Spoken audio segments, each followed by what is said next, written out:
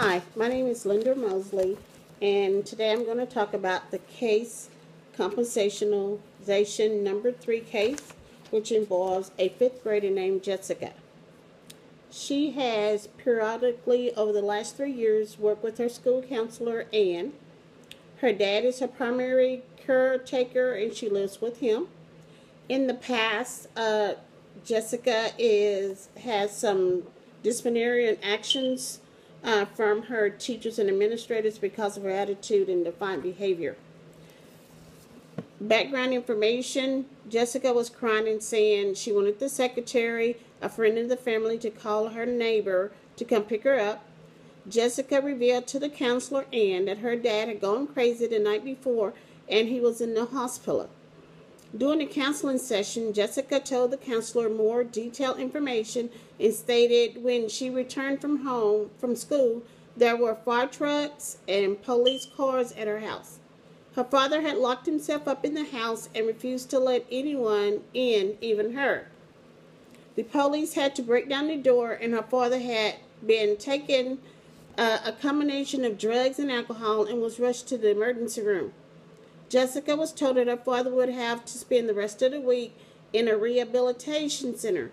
Jessica will be staying with her neighbors for the week. Identifying the problems.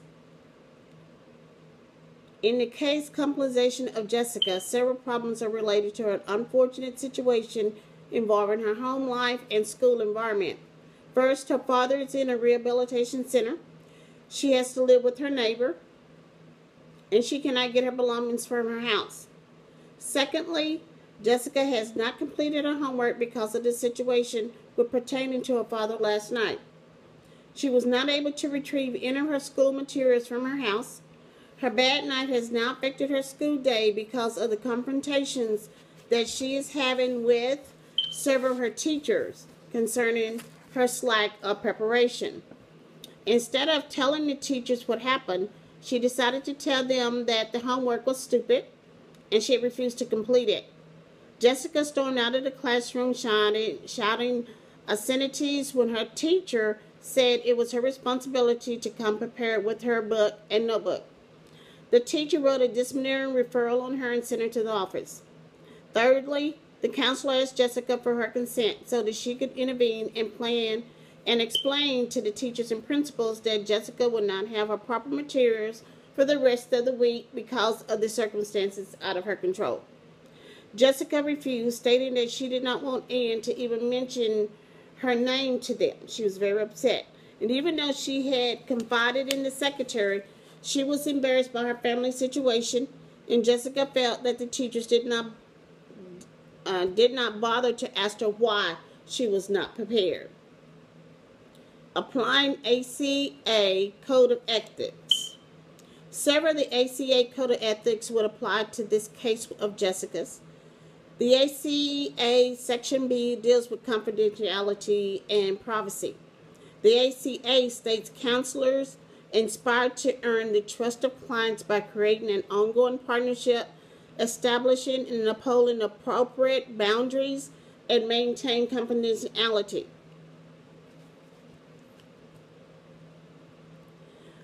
The American Council Association for Code B1B, Respect for Privacy, states that counselors respect the privacy of prospective and current clients. ACA Code B1C, Respect for Confidentiality, states that counselors protect the confidential information of prospective and current clients. Counselors disclose information only with appropriate consent or with sound legal or ethical justification. ACA Code B3C says confidential settings state that counselors discuss confidential information only in settings in which they can reasonably assure the client privacy. ACA Code B3D, third-party payers, states that counselors disclose information to third-party payers only when clients have authorized such disclosure. Code B5A, responsibility to clients, states when counseling minor clients or adult clients who lack the capability to give voluntary, informed consent, and counselors protect the confidentiality of information received in any medium in the counseling relationship as specified by the federal and state laws, written policies, and applicable ethical standards. Step 3. Determine the nature and dimensions of the dilemma. And the counselor is placed in a dilemma dealing with Jessica's confidentiality rights to privacy, and felt it was important to respect Jessica's wish for confidentiality, yet she felt that problems at school would only compound Jessica's problems at home. The counselor knew that if she did not intervene, Jessica would be subject to a disciplinary action that day and probably for the rest of the week. Confidentiality is a complex responsibility with both legal and ethical implications. Jessica did not give consent for the counselor to tell her teachers about her family situation. Corey and Coleman in 2015 also stated in their research that confidentiality is rooted in the client's right to privacy, and it is at the core of effective therapy. It is the counselor's ethical duty to protect private client communication. Professionals can disclose information unless authorized by law or by the client to do so. School counselors need to balance their ethical and legal responsibility in 3 groups: the students they serve, the parents or guardians of these students, and the school system. And they are ethically obligated to respect the privacy of minor clients and maintain confidentiality. Henderson and Thompson, 2011, states that the right to privacy ensures that people may choose what others know about them, and confidentiality refers to the professional responsibility to respect and limit access to clients' personal information.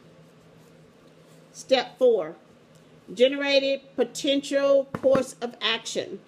There are several potential courses of action that Anne can take to put in place for Jessica. Anne needs to ensure Jessica that she would not break confidentiality and to trust her with the plan. The counselor and Jessica needs to come up with the plan together. It is important for the counselor to continue monitoring and counseling Jessica through this crisis with her father. Since Jessica does not want the teachers to know about a personal situation pertaining to her father and living environment, Anne can go to the teachers and state that she cannot go into specific reasons because of confidentiality, but it's okay if Jessica is to complete her homework assignments and turn them in to the teachers tomorrow or next week.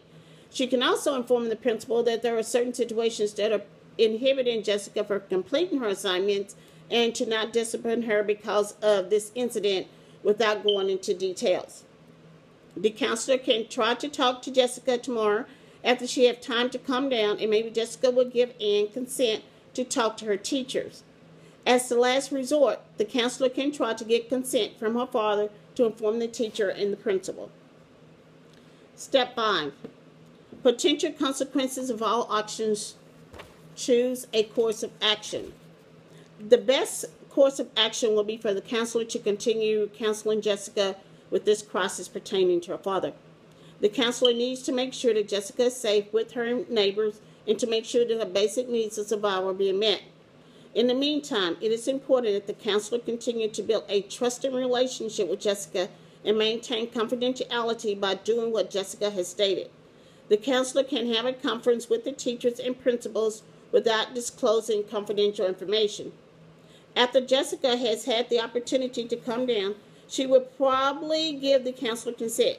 It is important that the counselor inform Jessica about the probabilities of information being disclosed because of her obligation by the law.